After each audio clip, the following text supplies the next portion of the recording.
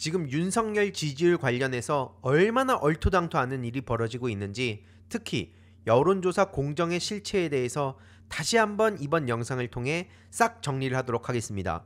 최근 윤석열 지지율 51% 타령하면서 일부 언론에서 호들갑을 떨 때 말 같지도 않은 얘기다 보니까 굳이 제 영상에선 안 다뤘었는데요.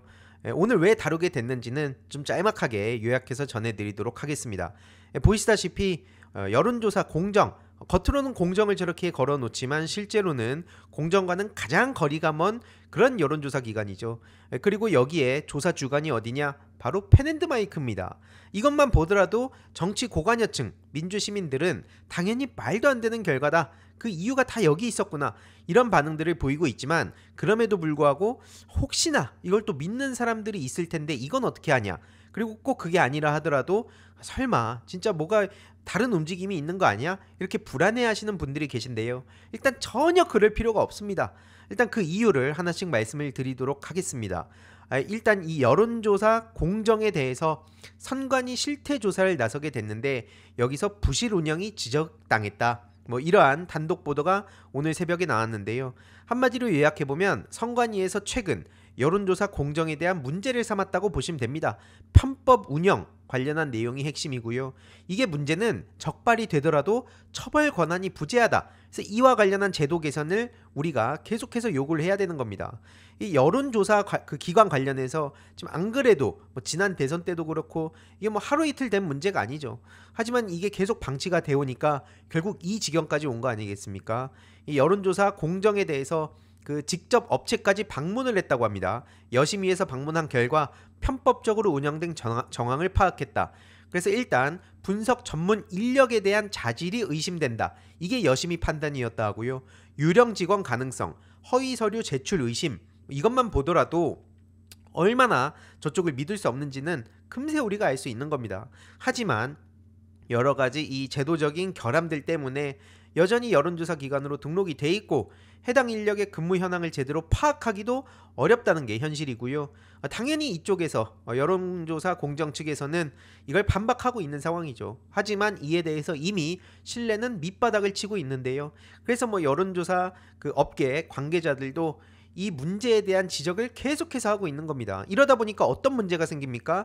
여론조사 신뢰 자체가 지금 밑바닥을 치고 있고, 이게 궁극적으로는 모든 걸 불신하게 되는, 그냥 정치 혐오, 정치 불신으로도 이어진다는 겁니다. 그렇기 때문에 이런 택도 없는 여론조사 기관의 제도 개선은 말할 것도 없고, 또 이거를 언론에서 계속 뻥튀기해서 보도하지 않으면 이게 이렇게까지 사람들이 심각하게 받아들이지 않을 텐데, 많은 민주시민들 입장에서 어떤 문제가 지금 생기고 있는 겁니까? 이런 걸 계속해서 언론이 노출을 시키니까 실제로 주위에 있는 지인들 중에 이걸 믿는 사람들이 생기더라. 이게 가장 지금 속 터지는 문제 아닙니까? 이건 단순히 내가 안 믿는다고 끝나는 문제가 아니라는 의미인 거고요. 그러다 보니까 당장 문화일보에서도 저렇게 대문짝만하게 막 신나가지고 탄핵소추 이후 첫 과반을 돌파했다. 말도 안 되지 않습니까? 윤석열이 애초에 취임한 이후에도 51%를 거의 본 기억이 없는데 거의 취임하자마자 막 30%, 20%, 10%대 기록하지 않았습니까? 근데 이 난리를 쳤는데 오히려 51%를 넘는다? 이게 개소리라는 거는 아까도 말씀드렸지만 우리는 다 압니다. 아는데 이게 계속해서 사람들한테 도달이 되면서 51%는 아니더라도 뭔가 그래도 지지하는 사람들이 좀 있네, 이 정도 프레임만 사람들의 머릿속에 남겨놓으면 저들 입장에서는 충분히 성공한 장사가 되는 겁니다. 중요한 거는 오죽 저쪽이 엉망이면 조중동 지면에조차 이 윤석열 51% 기록은 안 나왔다는 거죠.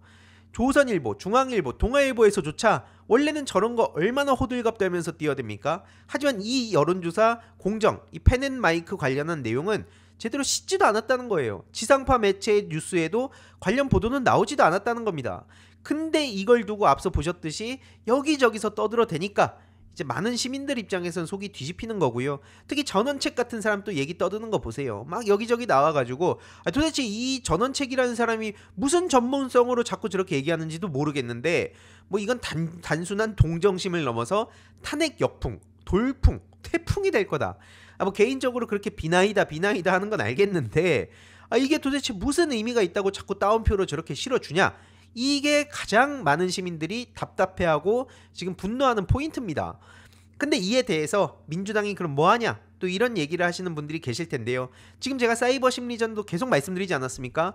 계속 와가지고 이재명 민주당 뭐하냐? 더 속 터진다. 좀 더 세게 나갔어야 되는 거 아니냐? 뭐 이런 여러 가지 얘기들 하면서 많은 민주시민들의 불신을 자꾸 부추기고 분열을 조장하고 이런 세력들이 있다는 겁니다. 하지만 민주당 정치인들 최선을 다하고 있어요. 당장 노종면 의원이 이에 대해서 계속해서 비판을 하는데 일단 이거는 꼼수 차원으로 볼 게 아니다. 이거는 범죄다. 명확하게 규정을 했고요. 이와 관련해서도 페이스북에 장문의 글을 남겼습니다. 핵심만 간단히 요약해보면 앞서 말씀드렸듯이 이 장난질은 단순히 꼼수 좀 부렸네. 말도 안 되는 거니까 믿지마 라고 넘어갈 차원의 문제가 아니라 명백히 범죄라는 거고요.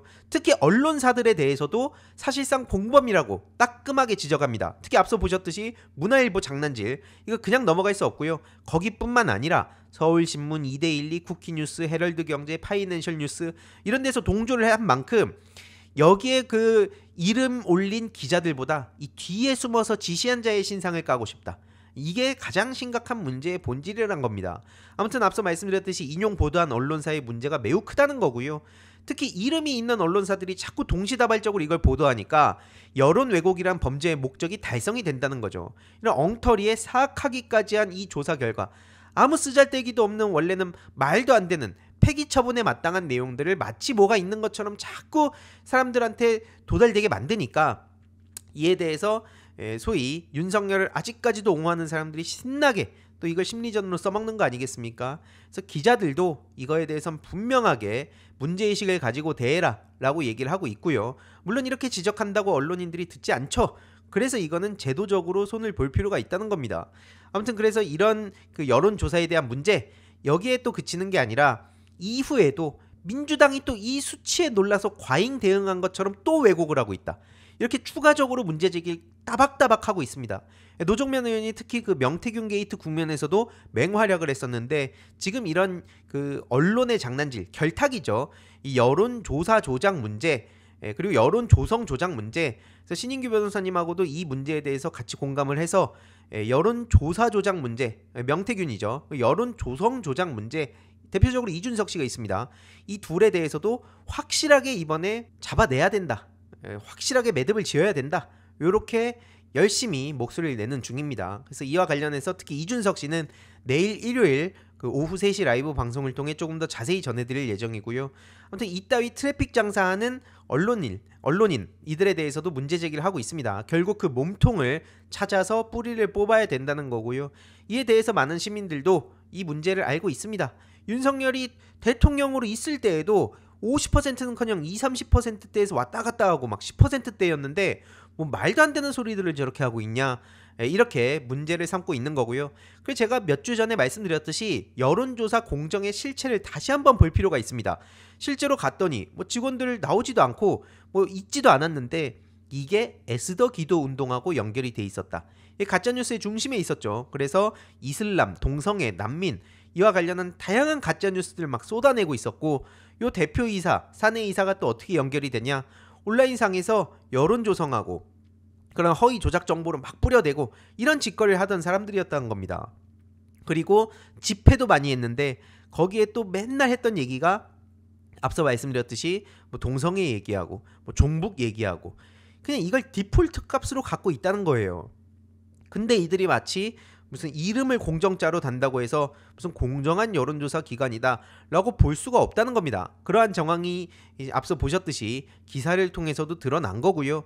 에스더 기도 운동하고 같이 연결이 됐다는 점도 조금만 서칭을 해보면 나오기 때문에 이와 관련해서도 계속 같이 엮어서 이야기를 할 필요가 있다. 그럼에도 불구하고 이걸 믿는다는 사람이면 뭐 사실 진실, 논리, 뭐 합리, 이성 이걸로 대화가 되겠습니까? 대화가 안 되는 겁니다. 그래서 이거를 계속 알릴 필요가 있다는 거고요. 지금 서부지법에 이어서 헌재 폭동 모의 정황까지 드러났죠. 그 문제적인 DC 미국 정치 갤러리 세 군데 갤러리가 가장 대표적이지 않습니까? 국힘 갤러리, 국힘 비대위 갤러리 그리고 미국 정치 갤러리. 이 미국 정치 갤러리 게시판에서 헌재에 또 폭동을 지금 저지르겠다는 뭐 그런 정황이 지금 포착이 돼서 오늘 이와 관련한 수사 얘기가 지금 나오고 있는 겁니다. 경찰이 지금 일단 확인에 나선 상황이고요.